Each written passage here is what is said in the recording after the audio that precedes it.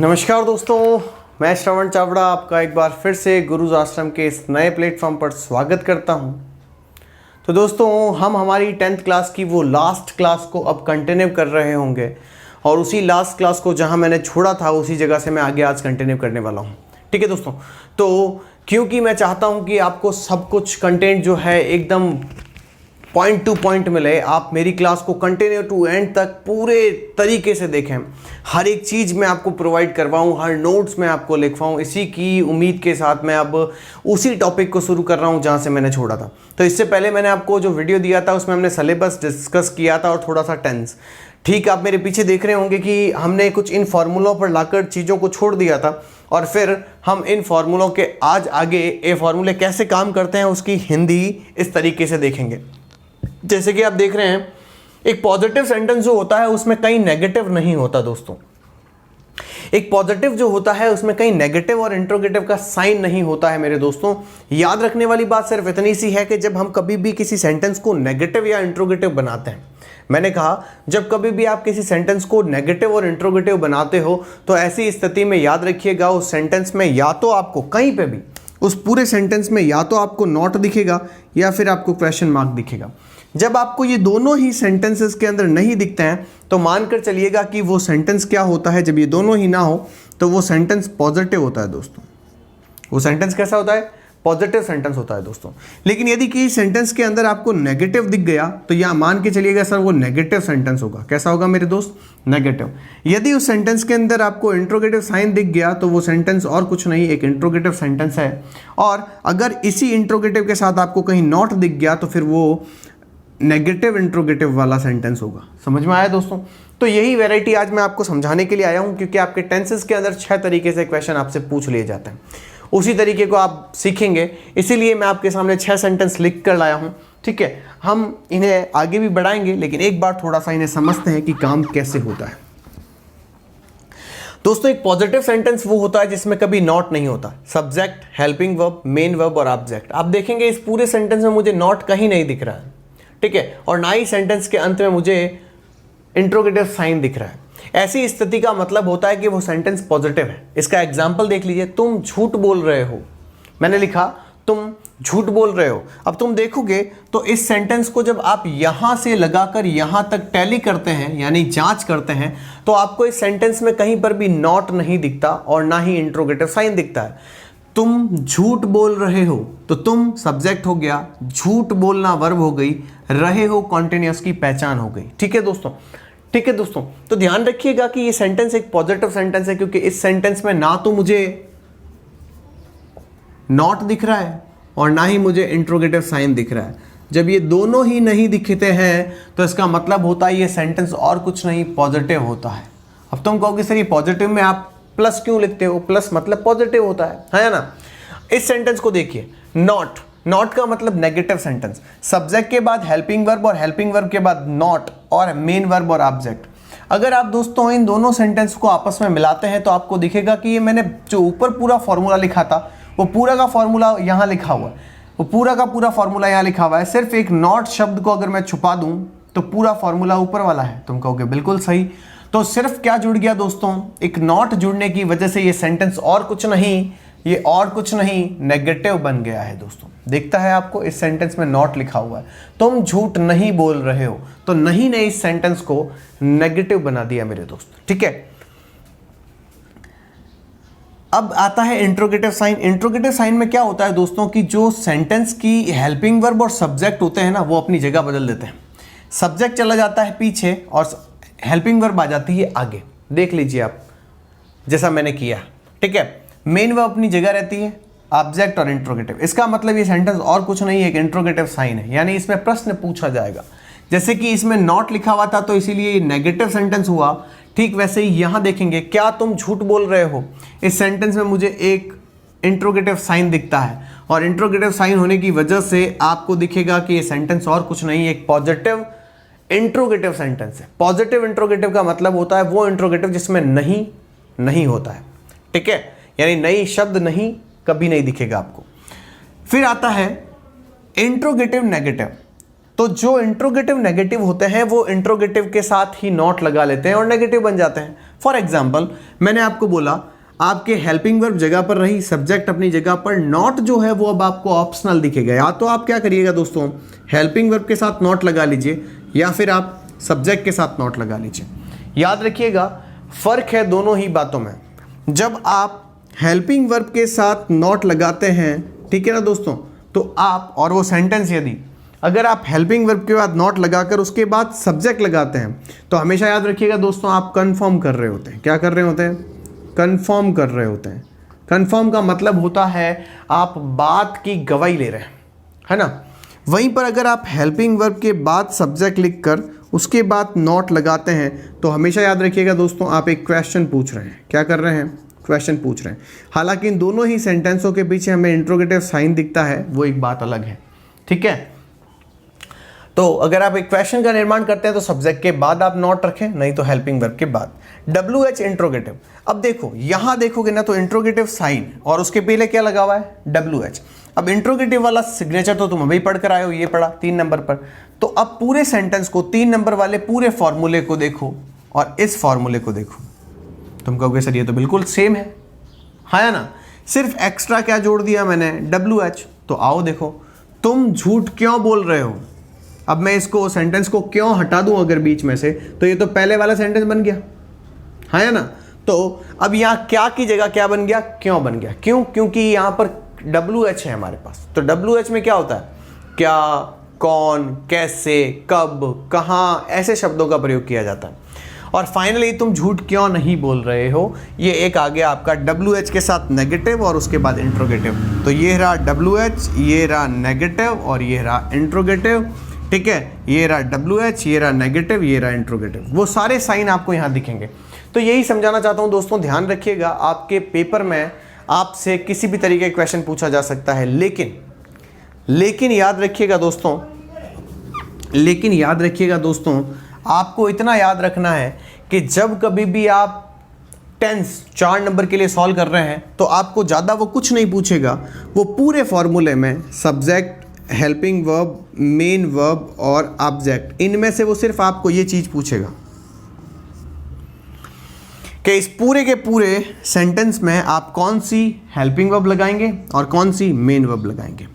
Helping verb आएगी आपके subject के अकॉर्डिंग और मेन वर्ब आएगी इस हेल्पिंग वर्ब के अकॉर्डिंग, ठीक है। तो यही पूरे टेंस में मैं समझाने वाला हूँ। बस इतना याद रखिएगा कि हमें 6 तरीके से क्वेश्चन पूछ सकते हैं: positive, negative, interrogative, interrogative negative, WH और WS negative. These are those 6 situations that can be asked in your exam or it cannot be, it must be asked. Okay?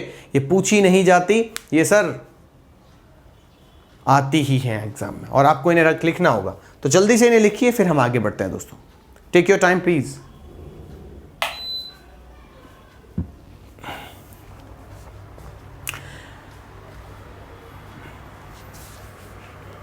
Good morning everybody, very good morning सबका स्वागत है। जो live आज हमारे इस application पर इस वीडियो को देख रहे हैं उन सभी का स्वागत है, ठीक है। आज थोड़ा सा आपसे मुलाकात करना उचित नहीं समझा मैंने, क्योंकि मुझे आज आपको वहीं से कनेक्ट करना था जहां से मैंने छोड़ा था, ठीक है।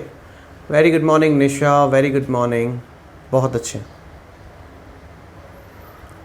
Good morning Rajveer, good morning Suraj, Shankar, Aditya, Vivek, सभी को दिल से नमस्ते, सभी का दिल से स्वागत है इस पढ़ने और पढ़ाने की महफिल में। बिल्कुल बेटा, बिल्कुल सब कुछ करवाऊंगा। आप पहले एक बार इसे लिखिए, किस तरीके से ये कहानी आगे जाकर पूरी होती है ये भी आपको समझाऊंगा, ठीक है दोस्तों। तो फिक्र करने की ज़रूरत नहीं है, बिल्कुल।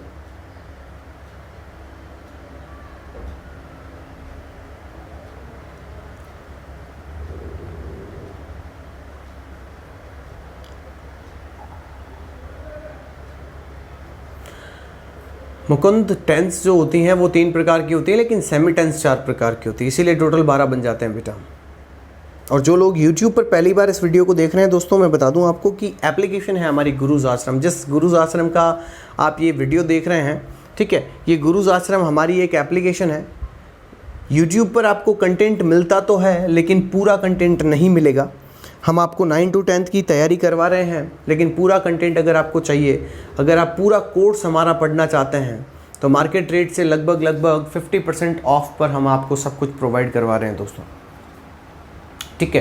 तो आप हमारी गुरुज आश्रम की एप्लीकेशन को प्ले स्टोर से डाउनलोड करिए और प्ले स्टोर से डाउनलोड करने के बाद आप इससे कंटिन्यू कर सकते हैं, पढ़ सकते हैं, ठीक है दोस्तों। और जिन्हें मैं अभी गुड मॉर्निंग कर रहा था वो मेरे एप्लीकेशन के स्टूडेंट्स हैं जो कि लाइव क्लासेस लेते हैं हमसे, ठीक है। और आपको जानकर बड़ा अच्छा लगेगा, गुरुज आश्रम पूरी टीम के साथ, जिसमें ऐसा कोई सब्जेक्ट नहीं है जो हम नहीं पढ़ा रहे हैं। हिंदी से लगाकर केमिस्ट्री तक सारे सब्जेक्ट हैं सर हमारे पास। तो आप इस एप्लीकेशन को डाउनलोड कीजिए, अपनी तैयारी को और मजबूत कीजिए और 90+ के अपने सपने को साकार कीजिए, ठीक है। चलिए दोस्तों, तो मैं उम्मीद करता हूँ आपने इसे लिख लिया होगा। अब चलते हैं कहानी को लेकर आगे। टेंसेस किस तरीके से आपके सामने खुलकर आएंगी उसकी बात करते हैं।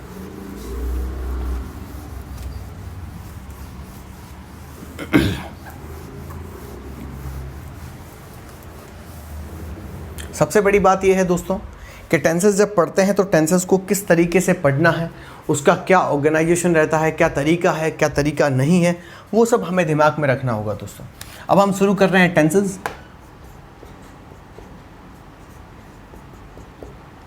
आखिर होता क्या है टेंस? मैं अगर आपसे ये पूछूं कि टेंस क्या होता है, तो टेंस हमेशा याद रखिएगा दोस्तों,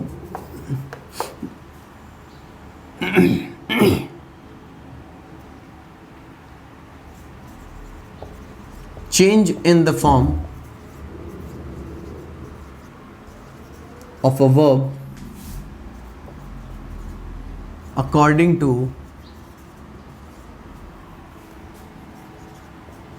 the time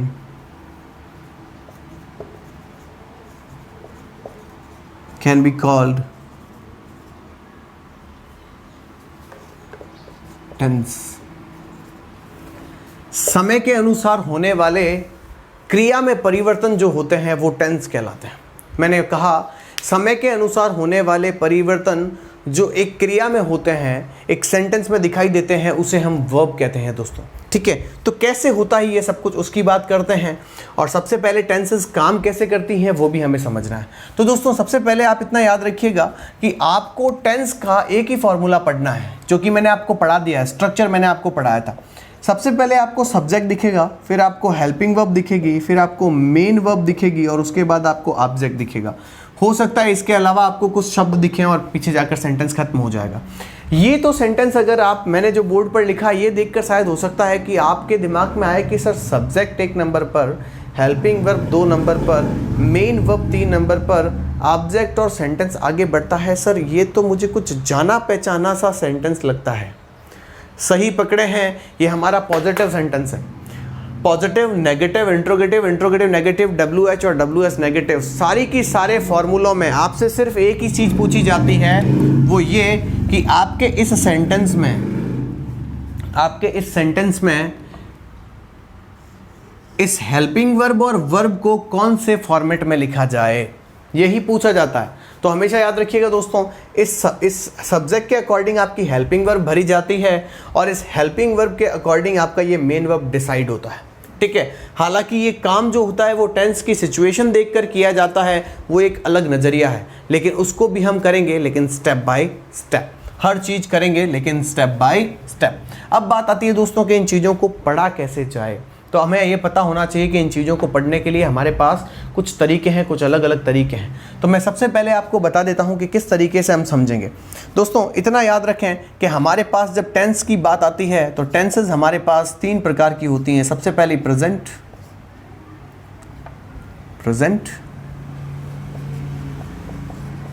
दूसरी आती है आपके दोस्तों पास में पास्ट, उसके बाद आपको मिलती है दोस्तों फ्यूचर,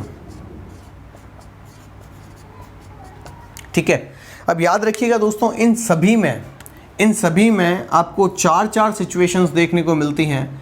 नंबर 1 पर अगर मैं बात करूं, number 2, number 3 and number 4, these are 4 kinds of sentences which are used in tenses. These be called as semi tenses. इन्हें semi tenses कह सकते हैं। फर्स्ट ऑफ ऑल सिंपल, ये मैं आपको पहले बता चुका हूं। दूसरा कॉन्टिन्यूअस, तीसरा परफेक्ट और चौथा परफेक्ट प्लस कॉन्टिन्यूस। ठीक है दोस्तों, तो ये कुछ इस तरीके की सेंटेंसेस हैं जिन्हें हमें समझना है। मैं आगे आपको लेकर चलूंगा, वो 6 टाइप याद रखिएगा, लेकिन अब ये इतना ही फॉर्मेट, इसके आगे की कहानी चेंज हो जाएगी। दोस्तों हमेशा याद रखें, जब कभी भी आपका सेंटेंस कॉन्टिन्यूस हो तो आप अपने सेंटेंस की जो ये मेन वर्ब है ना, इस मेन वर्ब में आप हमेशा वर्ब की फर्स्ट फॉर्म के साथ आईएनजी लिखेंगे। कब लिखेंगे, कैसे लिखेंगे, वो मैं बाद में बताऊंगा। अभी सिर्फ इतना समझ लो कि यदि सेंटेंस कॉन्टिन्यूस है तो उसमें वर्ब की फर्स्ट फॉर्म प्लस आईएनजी आएगा। यदि सेंटेंस परफेक्ट का है तो इसी मेन वर्ब को वर्ब की फर्स्ट फॉर्म प्लस आईएनजी की जगह पर वर्ब की थर्ड फॉर्म के रूप में लिखना होगा। और यदि वो सेंटेंस परफेक्ट कॉन्टिन्यूस का है तो आपको सबसे पहले बीन लगाना है, उसके बाद वर्ब की फर्स्ट फॉर्म के साथ आईएनजी लगाना है। तुम कहोगे सर समझ गया, कैसे होगा वो तो आप समझा दोगे, लेकिन मुझे ये भी बता दो कि आपने सर कॉन्टिन्यूस करवा दिया, परफेक्ट करवा दिया, परफेक्ट कॉन्टिन्यूस करवा दिया, तो आखिर सिंपल क्यों छोड़ दिया सर? आखिर क्या कमी रह गई थी मेरे लाड प्यार में कि आपने मेरे सबसे छोटे बच्चे को छोड़ दिया सर? ध्यान रखें मेरे बच्चे, ये छोटा बच्चा नहीं है, ये जितना छोटा दिखता है उतना ही बदमाश और शैतान है, बड़ा शैतान बच्चा है। सिंपल जो होता है वो नॉर्मली काम नहीं करता, सिंपल का अपना एक लॉजिक है। सिंपल कहीं पर अपनी वर्ब के साथ वर्ब की फर्स्ट फॉर्म के साथ SAIS लेता है, तो कहीं पर अपनी वर्ब की फर्स्ट फॉर्म ही लेता है। ठीक है, हालांकि ये सब कुछ अलग अलग है, लेकिन मैं आपको बाद में इनके बारे में बताऊंगा। कहीं पर ये वर्ब की सेकंड फॉर्म लेता है तो कहीं पर ये हेल्पिंग वर्ब के साथ अलग तरीके से काम करता है। इसीलिए इसको हम थोड़ा अलग तरीके से समझेंगे, इसको हम अलग डिटेल में समझेंगे, इसीलिए मैंने इसको छोड़ दिया था और इसके पीछे मैं लगा रहा हूँ स्टार। ठीक है दोस्तों, अब ये कैसे होगा कैसे नहीं उसकी मैं बाद में बात बताऊंगा। अभी आप इसे लिखें कि टेंस कितने प्रकार के होते हैं, जल्दी से आप इसे लिखिए, फिर हम आगे चलते हैं। हम है राही प्यार के हे हे हे हे हे हे ला ला ला ला ला ला ला। कोशिश करो, देखो कोशिश करने वाले से ही सब चीज़ें सॉल्व होती है, कोशिश नहीं करोगे तो कुछ नहीं होगा दोस्तों।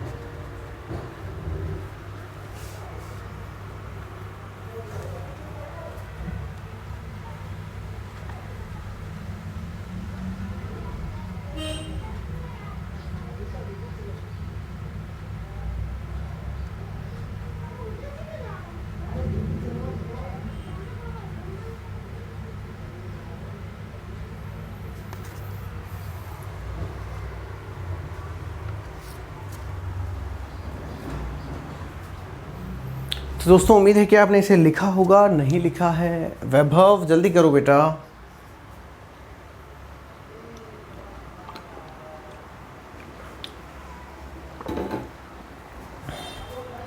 चलिए करते हैं शुरुआत।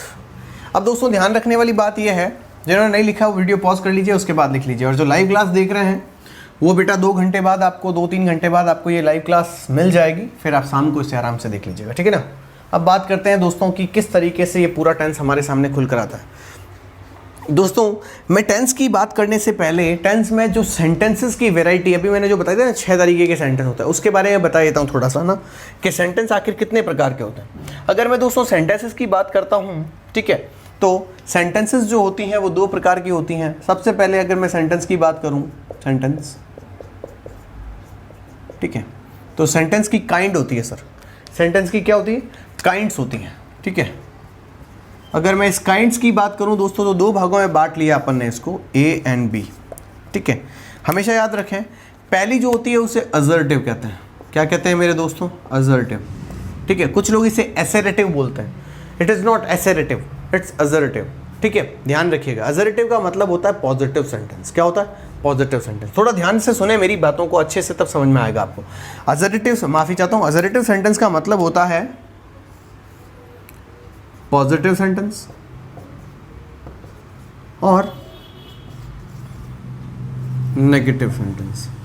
ठीक है, हमेशा याद रखें पॉजिटिव और नेगेटिव में फ़र्क क्या होता है, वो भी आपको ध्यान रखना बहुत ज़्यादा ज़रूरी है। ठीक है, पॉजिटिव सेंटेंस की बात करें तो मैं कोई भी पॉजिटिव सेंटेंस लिख देता हूं। मैं कहता हूं जैसे रोहन सिंग्स अ सॉन्ग। ठीक है, ये रोहन सिंग्स अ सॉन्ग। ठीक है, ये पॉजिटिव सेंटेंस है। वहीं पर अगर मैं इसका नेगेटिव बनाऊंगा तो आ जाएगा मेरे पास Rohan does not sing a song. अब यहां बात आई सर कि पॉजिटिव सेंटेंस की पहचान क्या होती है, कि पॉजिटिव सेंटेंस जो होता है वो पूरी तरह से एक पॉजिटिविटी लाता है। इस सेंटेंस में नेगेटिव वर्ड कहीं नहीं होता। ठीक है, वहीं पर अगर नेगेटिव की बात की जाए तो नेगेटिव की सबसे बड़ी पहचान है कि ये अपने साथ हेल्पिंग वर्ब लेता है और हेल्पिंग वर्ब में नॉट लगा होता है। मैंने कहा नेगेटिव सेंटेंस की पहचान ये होती है कि इस सेंटेंस में हेल्पिंग वर्ब के साथ नॉट लगी होती है। ठीक है, ये याद रखें आप, ये इसका नेगेटिव बेस है। ठीक है सर, तो इससे असर्टिव सेंटेंस कहते हैं। असर्टिव दो तरीके से खुलते हैं। आपसे पूछा क्या जाएगा वो भी बता देता हूँ। आपसे पूछा क्या जाएगा वो सुनिएगा। आपसे ये पूछा जाएगा कि रोहन दे दिया जाएगा और इसके बाद आपसे पूछा जाएगा कि इस खाली जगह में आप क्या भरेंगे, इस खाली जगह में। ठीक है, तो ये ब्लैंक दे दी जाएगी आपको। फिर आता है रोहन वाला नेगेटिव सेंटेंस, तो आपको क्या करेंगे, फिर से यहाँ ब्लैंक देंगे और आपको कहेंगे कि यहाँ भर के बताइए, जिसमें ये सिंग भी आपको साथ में लिखना होगा। ये असर्टिव की दो टाइप होगी, नेगेटिव और पॉजिटिव। अब हम बात करते हैं दोस्तों इंटेरोगेटिव क्वेश्चंस की। हमेशा याद रखो दोस्तों, इंटेरोगेटिव कहकर छोड़ दिया जाता है। मैंने कहा इंटेरोगेटिव कहकर बच्चे को रटवा दिया जाता है, लेकिन याद रखिएगा दोस्तों इंटेरोगेटिव में भी दो क्वेश्चंस होती हैं। ठीक है, जिसे हम कहते हैं एक टाइप होती है जिसे हम कहते हैं क्लोज एंडेड, और एक कहते हैं जिसे ओपन एंडेड। ठीक है, close ended question, open ended question. हमेशा याद रखिएगा दोस्तों, क्लोज एंडेड और ओपन एंडेड का फर्क क्या है। क्लोज एंडेड वे क्वेश्चन होते हैं जिसका जवाब जो होता है ना दोस्तों, अपन या तो यस में दे सकते हैं या फिर नो में दे सकते हैं। मैंने कहा या तो यस में दे सकते हैं या फिर नो में दे सकते हैं। ओपन एंडेड का मतलब होता है दोस्तों जिस सवाल का जवाब आप ना तो यस में दे सकते हैं और ना ही नो में दे सकते हैं। आपको इन्हें एक्सप्लेन करना पड़ता है। जब कभी भी आप किसी ऐसे सेंटेंस बनाते हैं तो हमेशा याद रखिएगा, मैं आपको इस पॉजिटिव का फॉर्मूला बताना थोड़ा सा भूल गया था। आप यहाँ देखें, ऐसे पॉजिटिव सेंटेंस को जब आप बनाते हैं तो सबसे पहले आपको सब्जेक्ट लगाना होता है। उसके बाद अगर आपके सेंटेंस में हेल्पिंग वर्ब है तो लगा दीजिए, नहीं तो हटा दीजिए। जैसे कि इसमें नहीं है, इसमें रोहन के बाद सीधा सिंग आया है तो आप सीधी मेन वर्ब लगाएं। ठीक है, ये मैंने सिर्फ क्या बताया, मैं आपको बता रहा हूँ क्या, ये मैं आपको बता रहा हूँ सिर्फ और सिर्फ स्ट्रक्चर्स। ठीक है, फिर हम सिंपल प्रेजेंट पर भी चलेंगे, सिंपल पास्ट पर भी चलेंगे। उसके बाद आप ऑब्जेक्ट लगाइए, सेंटेंस खत्म।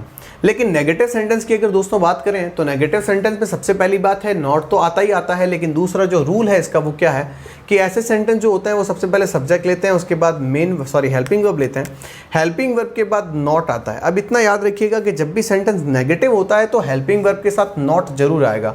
बिना हेल्पिंग वर्ब के नॉट नहीं आ सकता है। मैंने कहा बिना हेल्पिंग वर्ब के नॉट नहीं आ सकता। उसके बाद आपको वर्ब लिखनी है, फिर आपको ऑब्जेक्ट लिखना है। ठीक है, तो इस तरीके से ये आपका फॉर्मूला चलता है।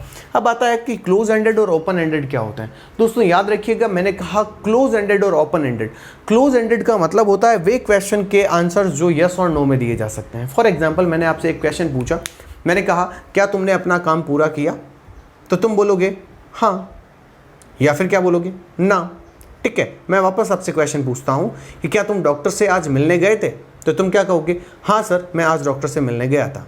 हाँ कहते ही मैं समझ गया, तुम कहोगे नहीं मैं नहीं गया, यानी ना कहते ही मैं समझ गया।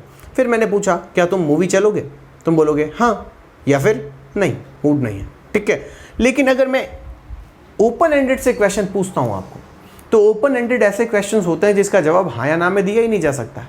मैं अगर आपसे ये पूछता हूँ कि क्या तुम खाना खाओगे, तो तुम क्या कहोगे, हाँ, या फिर क्या कहोगे, नहीं। लेकिन अगर मैं ये पूछूं तुम क्या खाओगे, तो तुम इसका जवाब मुझे हाँ या ना में दे सकते हो। सोच कर बताओ, सोच कर बताइए दोस्तों। मैंने कहा आज तुमने मूवी में क्या देखा, तो तुम इसका जवाब हाँ या ना में दे सकते हो। फिर मैं डॉक्टर वाला क्वेश्चन लेता हूँ, मैंने तुमसे कहा था क्या तुम डॉक्टर को मिलने गए थे, तुम कहते हो हाँ या ना, आंसर सही है। लेकिन अगर मैं तुमसे ये पूछूं कि तुम डॉक्टर से मिलने कब गए थे, तो शायद तुम इसका जवाब हाँ या ना में तो नहीं दोगे, लेकिन कुछ बोलोगे कि मैं 4 बजे गया था। डॉक्टर ने क्या कहा, तो डॉक्टर ने मुझे कहा कि मेडिसिन समय पर लो। समझ में आई कि नहीं आई? तो जो ऐसे क्वेश्चन होते हैं जिनका जवाब हम हाँ या ना में नहीं दे सकते, उन्हें हम ओपन एंडेड क्वेश्चन कहते हैं। क्लोज एंडेड क्वेश्चन की शुरुआत दोस्तों कैसे होती है, पहले मैं एक एग्जाम्पल लिखता हूँ, फिर आपको मैं बताता हूँ। मैंने एग्जाम्पल लिखा, डू यू नो मी, या डू यू नो मैं तेन कितना प्यार करदा, do you no. Do you no का मतलब होता है डू यू नो, क्या तुम जानते हो? तो तुम कहोगे हाँ मैं जानता हूं। या मैं ये कहूं do you know me, do you know me, तो तुम क्या कहोगे? Yes I know you, yes और नो आई डोंट। जो जवाब यस और नो में दे देते हैं उसे ही हम क्लोज एंडेड कहते हैं। हमेशा याद रखें दोस्तों, क्लोज एंडेड क्वेश्चन जो होते हैं उसमें हेल्पिंग वर्ब सबसे पहले लिखी जाती है, उसके बाद सब्जेक्ट लिखा जाता है, मेन वर्ब बाद में आती है, उसके बाद ऑब्जेक्ट आता है, और in the end of a sentence you need to mention your interrogative sign. Got my point? Whereas अगर ओपन एंडेड की बात की जाए दोस्तों, तो ओपन एंडेड का मतलब होता है क्वेश्चन वर्ड। सबसे पहले क्या होता है दोस्तों, मैं आपसे एक क्वेश्चन पूछता हूं, इसी को डू यू नो में, डू यू नो में ही पूछ लेता हूं। व्हाट डू यू नो, मैं ये लिख देता हूं, व्हाट डू यू नो, जिसका मतलब होता है तुम क्या जानते हो। ठीक है, तुम्हें कुछ भी नहीं पता, तो तुम क्या जानते हो। अगर मैं तुमसे पूछता हूं तुम क्या जानते हो गांधी जी के बारे में, तो तुम मुझे इसका जवाब हाँ या ना में तो नहीं दोगे, तुम गांधी जी के बारे में बताओगे। तो जब बारे में बताओगे तो मैंने जो क्वेश्चन पूछा है वो देखो क्या लगाया मैंने, सबसे पहले क्वेश्चन वर्ड लगाया। आप इसे या तो WH कह दीजिए या फिर आप इसे क्वेश्चन वर्ड कह दीजिए, बात एक ही है दोस्तों। ठीक है, इसके बाद आपको कुछ नहीं करना, हेल्पिंग वर्ब लगानी है, सब्जेक्ट लगाना है, मेन वर्ब लगानी है, और लास्ट में in the end interrogative sign लगाना है। So in this way you can use your sentence, in this way you can use your structure. आप इस तरीके से अपने स्ट्रक्चर को यूज कर सकते हैं। ठीक है, तो ये कुछ तरीके हैं दोस्तों, ये कुछ तरीके हैं जिससे आप ये सब कुछ कर सकते हैं। अब बात आती है कि इन चीज़ों को किस तरीके से आगे लगाया जाए, ले जाया जाए। ठीक है दोस्तों, तो मैंने कहा ओपन एंडेड जिसका मतलब होता है हाँ या ना में जवाब नहीं देना, और क्लोज एंडेड का मतलब होता है जवाब देना। व्हाट डू यू नो में तुम बोलकर बताते हो। तो दोस्तों ये टाइप्स हैं सेंटेंसेस की, इन्हें आप लिखें, फिर हम आगे बढ़ते हैं, फिर हम आपको लेके जाते हैं टेंस के ऊपर। ओके दोस्तों, टेक योर टाइम प्लीज़।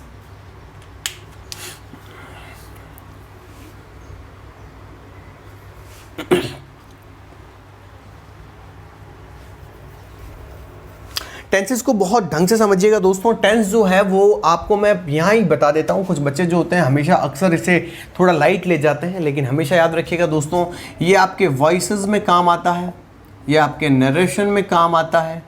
ठीक है, ये आपके क्लॉजेस में काम आता है। ठीक है, ये आपके कॉम्पोजिशन में काम आता है।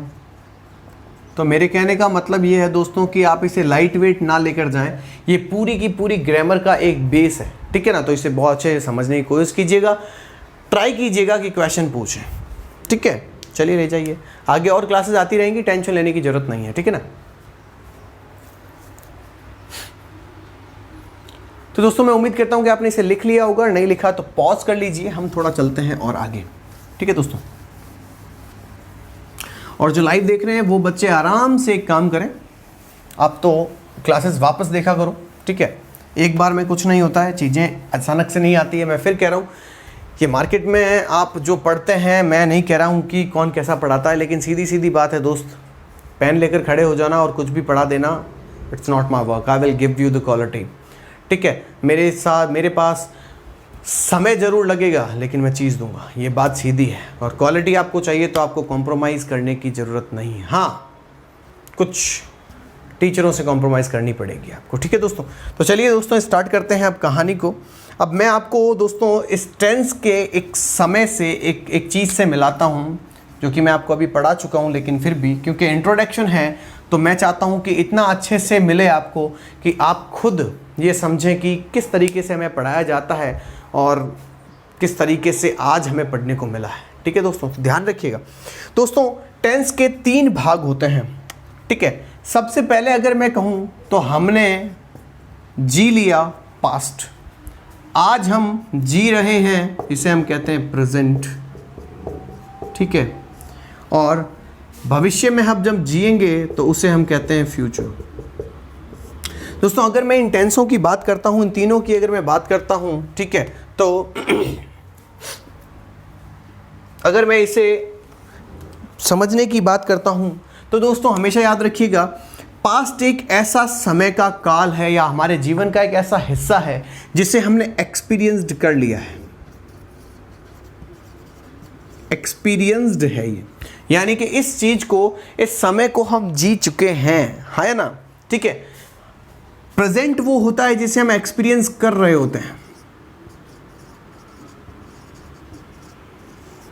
मैंने कहा प्रेजेंट एक हिस्सा होता है जिसे हम एक्सपीरियंस कर रहे हैं, ठीक है, इसे हम एक्सपीरियंस करते हैं। तो एक्सपीरियंसिंग भी लिख सकते हो, एक्सपीरियंस ज़्यादा अच्छा है मेरे हिसाब से, ठीक है। और फ्यूचर समय का एक ऐसा दायरा होता है दोस्तों, मुझे शायद ऐसे नहीं बनाना चाहिए था इसको, मैं ऐसे बना देता हूँ, ऐसे बना देता हूँ। दोस्तों मेरे कहने का मतलब ये है कि फ्यूचर एक समय का ऐसा दायरा है जिसके बारे में हम कुछ नहीं जानते, जिसके बारे में हम कुछ नहीं जानते, नॉट फिक्स्ड। ये कभी फिक्स नहीं होता। आप प्लान कुछ करते हो, आपके भाग्य में कुछ और लिखा हुआ होता है, आप चाहते कुछ और है, होता कुछ और है, ठीक है। तो समय का एक ऐसा दायरा जिसका हमें कुछ अता पता नहीं, समय का ऐसा दायरा जिसके बारे में हम कुछ नहीं जानते, एक ऐसा दायरा जो अभी आना बाकी है, जो आना अभी बाकी है, ऐसे समय को हम समय नहीं कह सकते दोस्तों। हम सिर्फ दो ही समय को जानते हैं, वो होता है पहला पास्ट, दूसरा प्रेजेंट। फ्यूचर एक समय का ऐसा दायरा है जिसके बारे में मैं कुछ भी नहीं पता, लेकिन फिर भी कुछ ग्रामेरियन ने इसे टेंस मान लिया है। हालांकि ये टेंस का भाग नहीं होता। टेंस सिर्फ दो प्रकार की होती हैं, present and past. Future is unknown, future कभी टेंस नहीं होता। Future is unknown, a separate part of time, ठीक है, मैं फिर बोल रहा हूँ, a separate part of time, it is not a tense, it is not a part of a tense. ये टेंस का भाग नहीं होता है, ठीक है दोस्तों, ध्यान रखिएगा, ठीक है। इसीलिए हम अक्सर ये सुनते हैं कुछ अच्छे टीचर्स से, मैं उन टीचर्स की बात नहीं कर रहा हूँ जो किसी लोकल इंस्टीट्यूट्स, किसी जगह पर जाकर टाइम पास करके आ गए, पढ़ाया तो ठीक, नहीं पढ़ाया तो ठीक, it's not, it's a gurus आश्रम प्लेटफॉर्म। ये दोस्तों गुरुज आश्रम का प्लेटफॉर्म है, यहाँ आपको क्वालिटी प्रोवाइड होती है। मैं फिर कह रहा हूँ आपको, मैंने कहा आप टीचर से पढ़े होंगे, उन्होंने आपको कहा होगा टेंसेस तीन प्रकार की होती हैं, बट एक्चुअल में, in actuality there are only two types of tenses. Got my point? Past and present. Future is not our past. ये थोड़ा ध्यान रखने वाली बात है, इसे थोड़ा लिख लीजिएगा, नोट लगाकर नीचे लिख लीजिए। Future is not commonly a tense, it is completely a planning of time. Got my point? It is about to coming time, a time which is to be come. Got my point? एक ऐसा समय जो अभी आना बाकी है, ठीक है। इसे थोड़ा आप लिखिए, इतना ही लिखना है। नीचे ये लिखिएगा कि टेंस के दो भाग होते हैं, तीसरा भाग टेंस का नहीं होता है, बस इतना ही लिखना है, ठीक है। और फिर भी हम समझने के लिए फ्यूचर को टेंस में इंक्लूड करते हैं, ताकि हमें ये पता चले कि एक समय हमने जी लिया, एक समय हम जी रहे हैं, और एक समय आने वाला है, उसे हम जिएंगे। Got my point? लिखिए दोस्तों, फिर हम आगे चलते हैं।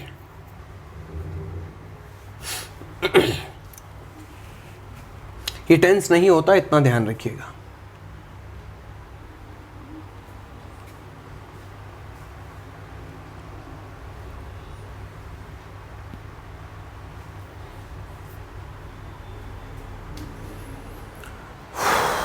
एक और चीज याद रखें कि टेंस जो होते हैं वो टाइम ऑफ एक्शन को बताते हैं। जैसे कि मैंने आपको कहा, change in the form of a verb. Verb का मतलब क्या होता है? वर्ब का मतलब होता है एक्शन, ठीक है। तो मैं टेंस को अगर ये बोलूं, टेंस को अगर ये मैं बोलना चाहूं, टेंस को अगर मैं ये बोलना चाहूं, action of time, action of time, तो एक्शन ऑफ टाइम क्या हो गया? एक्शन हुआ था पास्ट में, एक्शन होता है प्रेजेंट में, एक्शन हो सकता है फ्यूचर में। Got my point? तो इन सभी चीज़ों को आपको समझना होगा। तो चलिए इसे हम आगे लेकर जाते हैं, इसे थोड़ा समझते हैं और किस तरीके से काम आएगा।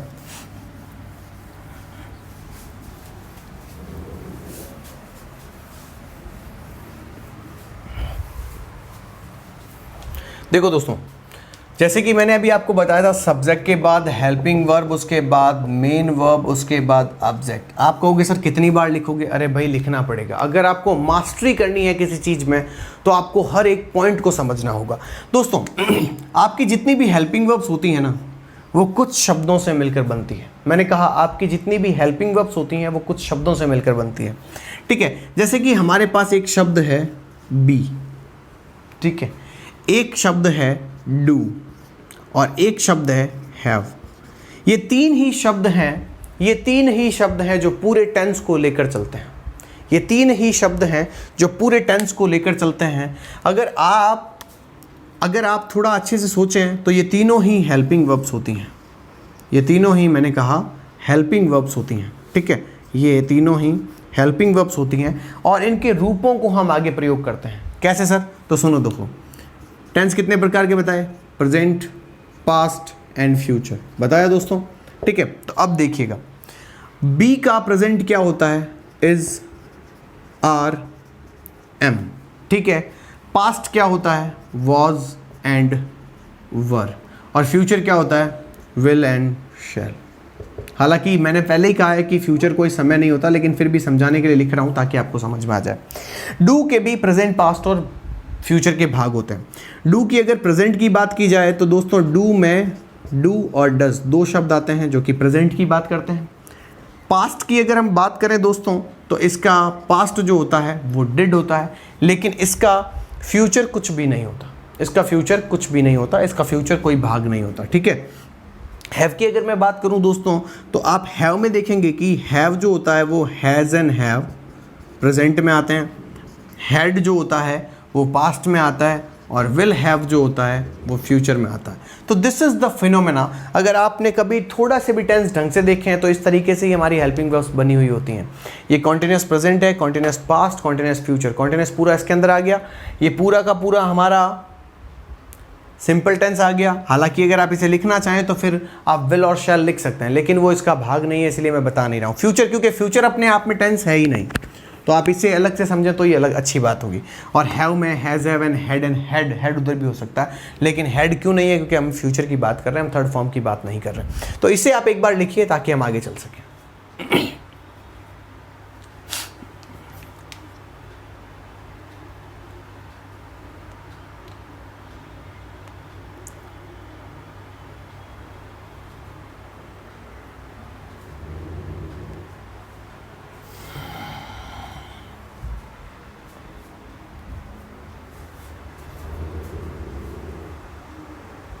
कुछ लोग इसे यहाँ पर इस जगह पर बीन बताते हैं। ये पूरा का पूरा फ्यूचर मैंने कहा ना, इसको मत समझो, तो इसको वो क्या कर देंगे? बीन कर देंगे। और बीन किसके लिए आएगा? बी के लिए, ठीक है।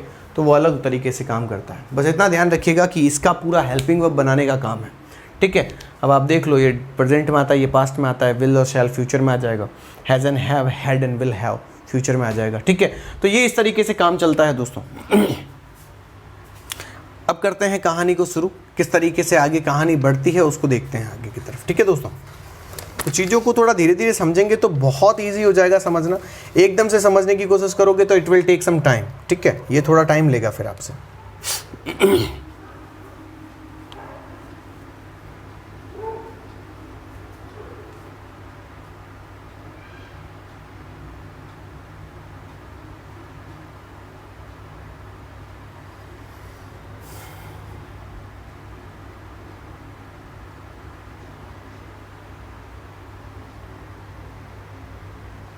चलिए, तो उम्मीद करता हूँ कि ये लिख लिया होगा आपने और इसे समझ गए होंगे। अब हम टेंस शुरू कर सकते हैं दोस्तों। हेडिंग लगा दी है सिंपल प्रेजेंट टेंस।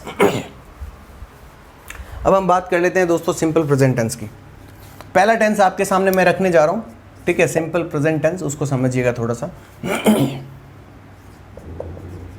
फिर हम simple present tense, past tense, future tense को एक साथ भी करेंगे, ठीक है। मैं आपको वैरायटी में समझाने की कोशिश भी करूंगा। सिंपल प्रेजेंट टेंस की अगर मैं बात करूं दोस्तों, सिंपल प्रेजेंट लिख ही लेते हैं पूरा। चलिए, सिंपल प्रेजेंट। सिंपल प्रेजेंट को अगर समझाने की दोस्तों अगर मैं बात करता हूं तो इतना याद रखिएगा कि सिंपल प्रेजेंट हो, चाहे पास्ट हो, चाहे फ्यूचर हो, कुछ भी हो, ठीक है, आप हमेशा सब्जेक्ट का ध्यान रखेंगे। क्योंकि हमारा फॉर्मूला क्या है? फॉर्मूला हमारा है सबसे पहले सब्जेक्ट, उसके बाद हेल्पिंग वर्ब। अब आपको पता है कि सब्जेक्ट के अकॉर्डिंग ही हेल्पिंग वर्ब भरी जाती है। फिर आता है मेन वर्ब और उसके बाद आता है ऑब्जेक्ट। तो ध्यान रखने वाली बात है सब्जेक्ट। सिंपल प्रेजेंट में आपको इतना याद रखना है कि हमारे पास जो सब्जेक्ट होते हैं वो दो प्रकार के होते हैं, ठीक है, सिंगुलर और प्लूरल, ठीक है। इसका विशेष ध्यान रखना है आपको। तो ध्यान रखने के लिए क्या करना है आपको, ध्यान रहे कि पहले नंबर पर हम जब बात करते हैं तो मैं पॉजिटिव सेंटेंस लेता हूं दोस्तों, पॉजिटिव। यदि आपका सेंटेंस पॉजिटिव है, मैंने कहा यदि आपका सेंटेंस जो है वो पॉजिटिव है ना, अफर्मेटिव है, तो पॉजिटिव सेंटेंस जो होते हैं वो दो प्रकार से बांट दो आप। क्या करो, एक तो लिखो singular helping verb, sorry singular subject, अगर आपका सेंटेंस का सब्जेक्ट कैसा हो, सिंगुलर हो, और एक होता है प्लूरल सब्जेक्ट। अब ढंग से सुनना मेरे दोस्तों, यदि आपके सेंटेंस का सब्जेक्ट सिंगुलर है, मैंने कहा यदि आपके सेंटेंस का सब्जेक्ट सिंगुलर है, तो हमेशा याद रखें आपके सेंटेंस सिंगुलर होने की वजह से आप अपने सेंटेंस में आने वाली वर्ब के साथ एस या ईएस जोड़ते हैं। मैंने कहा पॉजिटिव हो तो, ठीक है, जैसे कि मैंने बोला राम किल्स रावणा। अब आप यहां देखोगे राम सब्जेक्ट जो कि सिंगुलर सब्जेक्ट है, उसके अंदर किल्स आया क्योंकि ये सिंगुलर सब्जेक्ट था। सिंगुलर सब्जेक्ट होने की वजह से वर्ब के साथ एस और ईएस जोड़ा, मैंने देखिए किल के साथ एस जोड़ दिया, ठीक है कि नहीं। अगर वहीं पर आपके सेंटेंस का सब्जेक्ट जो है वो प्लूरल हो, यदि आपके सेंटेंस का सब्जेक्ट प्लूरल हो, तो ऐसी स्थिति में हमेशा याद रखिएगा दोस्तों, आपको सिर्फ वर्ब की फर्स्ट फॉर्म ही जोड़नी है और कुछ नहीं, इसके साथ एस या ईएस नहीं जुड़ता है, ठीक है। इसका थोड़ा ध्यान रखिएगा। जैसे कि मैंने बोला वी किल मॉस्किटोज। आपने क्या मारे, मॉस्किटोज मारे, मॉस्किटोज बोले तो मच्छर मारे, ठीक है। तो देखो सब्जेक्ट कैसा है, सब्जेक्ट जो है वो प्लूरल है, एसपी है, और एसपी होने की वजह से किल ही आया, किल्स नहीं आया। तो वर्ब की फर्स्ट फॉर्म के साथ मैंने कोई एस नहीं जोड़ा, ठीक है ना। तो इतना ध्यान रखने वाली बात है। अब इसके अंदर टाइप 2 की अगर मैं बात करने लगूँ ना दोस्तों, तो आपके पास हमेशा याद रखिएगा कि दूसरी एक और सेंटेंस, ये तो पॉजिटिव सेंटेंस हो गया। अब हम बात कर लेते हैं आपके नेगेटिव और इंट्रोगेटिव टाइप की। फर्स्ट टाइप हो गई, ठीक है, ये टाइप फर्स्ट हो गई आपकी। अब बात कर लेते हैं नेगेटिव एंड इंटरोगेटिव, ठीक है। नेगेटिव और इंट्रोगेटिव कैसे चलते हैं, तो देखिए दोस्तों, करना क्या होगा आपको, ज़्यादा नहीं, दो टाइप इसमें ही बांटनी है, नेगेटिव और इंट्रोगेटिव में। सबसे पहले आपको इतना ध्यान रखना है कि यदि आपके सेंटेंस का सब्जेक्ट सिंगुलर है, देखो सेंटेंस सिंगुलर सब्जेक्ट, ठीक है, और प्लूरल सब्जेक्ट, ओके। तो आपको इतना ध्यान रखना है कि सिंगुलर सब्जेक्ट प्लूरल सब्जेक्ट होने पर क्या करें। सेंटेंस अगर नेगेटिव है तो याद रखिएगा दोस्तों, आपको वर्ब की फर्स्ट फॉर्म ही लगानी है, चाहे वो नेगेटिव हो, चाहे वो सिंगुलर हो, चाहे वो प्लूरल हो, वर्ब की फर्स्ट फॉर्म लगानी है। लेकिन अब आती है सर इन दोनों के आगे क्या करें, क्योंकि हमें पता है कि नेगेटिव और इंट्रोगेटिव में हेल्पिंग वर्ब का होना जरूरी है, और सिंपल प्रेजेंट टेंस में तो हेल्पिंग वर्ब होती ही नहीं है। अगर सिंपल प्रेजेंट टेंस में हेल्पिंग वर्ब नहीं होती है तो इसीलिए हमें क्या करना होगा, हमें वर्ब की एक बहुत ही खूबसूरत शब्द से मुलाकात करनी होगी, और वो शब्द और कोई नहीं, वो है डू। क्या है मेरे दोस्तों, डू। हमेशा याद रखिएगा डू जो होता है वो 3 भाग में बटा है, प्रेजेंट, पास्ट एंड फ्यूचर में, ठीक है। ढंग से सुनना, ये चीज़ें बहुत काम आने वाली है। डू की फर्स्ट फॉर्म होती है डू, सेकेंड फॉर्म होती है डिड, और थर्ड फॉर्म होती है डन। ध्यान रखने वाली बात बता रहा हूं, मैंने कहा फर्स्ट फॉर्म होती है डू, सेकेंड फॉर्म होती है डिड, और थर्ड फॉर्म होती है डन। तो ऐसी स्थिति में आपको क्या करना होता है दोस्तों, जैसे ही आप वर्ब की फर्स्ट फॉर्म लेते हैं, वो भी प्रेजेंट टेंस में, तो आपको पता होगा कि हम प्रेजेंट टेंस में हमेशा वर्ब की फर्स्ट फॉर्म ही लेते हैं, ठीक है। तो डू की फर्स्ट फॉर्म कौन सी हुई, first form, second form, third form. हम इस वर्ब की फर्स्ट फॉर्म को उठाकर इस जगह पर इस सिंगुलर वर्ब की फर्स्ट फॉर्म से पहले लिखते हैं, और यहां पर मैंने उठाकर लिख दिया डू। क्या लिख दिया दोस्तों, डू। लेकिन अब हमें पता है कि वर्ब की फर्स्ट फॉर्म अगर सेंटेंस का सब्जेक्ट सिंगुलर हो तो वर्ब की फर्स्ट फॉर्म के साथ एस या ईएस लगता है, ठीक है। लेकिन हेल्पिंग वर्ब ने अपने साथ पहले से ही क्या लगा लिया है, ये ईएस लगा लिया, इसी वजह से इस वर्ब के साथ क्या नहीं आता, एस या ईएस नहीं आता। ठीक है, ये ध्यान रखिएगा, ये डज का फॉर्मूला। लेकिन अगर आप प्लूरल लेते हैं तो प्लूरल हमेशा वर्ब की फर्स्ट फॉर्म लेता है, इसका मतलब इसमें एस नहीं आता, इसी वजह से यहाँ पर सिर्फ और सिर्फ डू लगाते हैं। तो जहाँ पर एस लगता है उसके साथ डज आता है, और जहाँ नहीं लगता है वहाँ पर डू आता है। ये एक फिनोमिना है, इसको थोड़ा समझने की कोशिश करें, ठीक है। तो मैं इसके भी एग्जांपल्स आपको दे देता हूँ, एक एक एग्जांपल दूंगा तो आपको समझ में आ जाएगा, ये आप लिख लीजिएगा बाद में, ठीक है। मैंने इसका एक एग्जांपल दिया, मैंने कहा डज सी वर्क हियर, कोई क्या वो यहाँ काम करती है, तो डज के बाद सी वर्क हियर। अब आपसे एक क्वेश्चन क्या पूछा जाएगा कि बताओ इस खाली जगह में क्या भरोगे और इस खाली जगह में क्या भरोगे। ये दो जगह पूछी जाएंगी आपको और वो आपको भरनी होगी। मैं सब कुछ करवाऊंगा, लेकिन अभी थोड़ी शांति रखकर आप क्या करें, इन चीज़ों को सुने, अदरवाइज़ ये बहुत कॉम्प्लिकेटेड हो जाएगा आपके लिए, ठीक है। फिर सेकंड में आता है कि इंट्रोगेटिव बनाना है तो क्या करेंगे, हम करेंगे क्या, डू के साथ बनाना है तो क्या करेंगे, do you know about this job, क्या तुम इस जॉब के बारे में कुछ जानते हो, ठीक है। तो ये यू था, इसी वजह से यहाँ डू आ गया, यहाँ शी था, इसी वजह से यहाँ डज आ गया। समझ में आ गया दोस्तों। तो अब आपसे यहाँ पूछा जाएगा कि यहाँ क्या भरोगे और यहाँ क्या भरोगे। तो इस तरीके से आपको ये सब कुछ करना है और इसी तरीके से आप ये सब कुछ कर पाएंगे, ठीक है दोस्तों। तो उम्मीद है कि आप इसे समझे होंगे और फिर मैं आपको अब आगे भी लेकर जाऊँगा, लेकिन उससे पहले आप इसे लिखिए। Take your time please.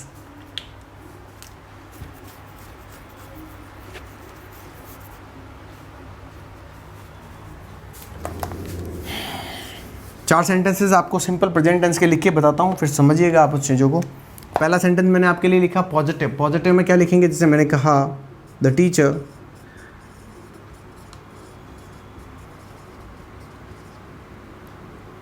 Teaches us English. अध्यापक हमें अंग्रेजी पढ़ाता है, ये प्रेजेंट टेंस हो गया, ठीक है। सॉरी, सिंगुलर सब्जेक्ट हो गया, ये रहा सिंगुलर सब्जेक्ट, और उसकी वजह से ये आ गई वर्ब, और वर्ब के साथ मैंने जोड़ दिया ईएस, ठीक है, क्योंकि सिंगुलर सब्जेक्ट था। सब्जेक्ट कैसा है, सिंगुलर है, सब्जेक्ट सिंगुलर, ठीक है। इसी वजह से हेल्पिंग वर्ब कैसी आएगी, एस के साथ। अब इसी सेंटेंस को आप बना दीजिए प्लूरल के साथ, तो द टीचर्स कर दीजिए, टीचर की जगह द टीचर्स कर दीजिए, द टीचर्स। अब आप टीचेस अस इंग्लिश, बताइए दोस्तों इसमें मैंने क्या गड़बड़ कर दी। तो आप कहेंगे सर यहाँ पर आपने लिखा है द टीचर्स, एस लगा दिया, तो इसी वजह से यहाँ पर इस ईएस की ज़रूरत नहीं है। बिल्कुल सही, ठीक है, क्योंकि प्लूरल आने की वजह से हमें सिर्फ वर्ब चाहिए, वर्ब के साथ एस की ज़रूरत नहीं है। बिल्कुल सही। अब आ जाइए इस तीसरे फॉर्मूले में, फर्स्ट हो गया, सेकंड हो गया, थर्ड कर लेते हैं, फोर्थ कर लेते हैं, ठीक है। अब देखिए थर्ड में क्या होगा, आपको सिंगुलर सब्जेक्ट के साथ डू और डज साथ में रखना है, तो मैंने बोल दिया डज द टीचर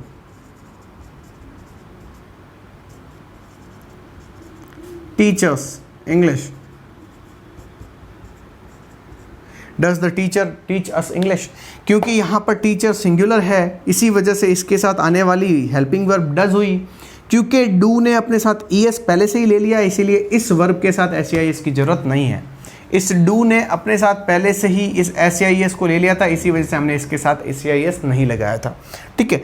ये हो गया आपका इंट्रोगेटिव साइन और ये इंट्रोगेटिव सेंटेंस। अब आती है ये वाली सेंटेंस, अगर प्लूरल हो तो क्या करेंगे, यानी सब्जेक्ट अगर प्लूरल हो तो क्या करेंगे। क्योंकि मैंने सेंटेंस लिखा, मैंने लिखा do the teacher, sorry do the teachers, माफ़ी चाहूँगा, मैंने डू द टीचर ही लिखना है मुझे, टीच अस इंग्लिश।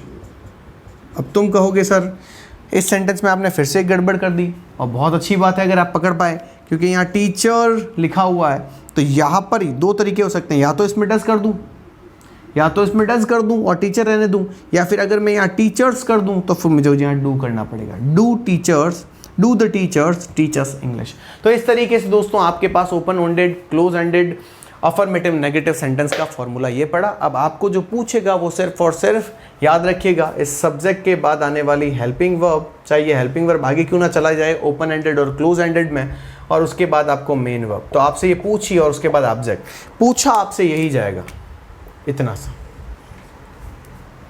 हो सकता है कि कभी कभी इंट्रोगेटिव में हेल्पिंग वर्ब बाहर चली जाए, उससे कोई फ़र्क नहीं पड़ता। बस याद रखिएगा कि हेल्पिंग वर्ब जो होती है ये सब्जेक्ट के अकॉर्डिंग सिंगुलर और प्लूरल अपने अनुसार डिपेंड करती है कि कैसी हेल्पिंग वर्ब आएगी। Got my point?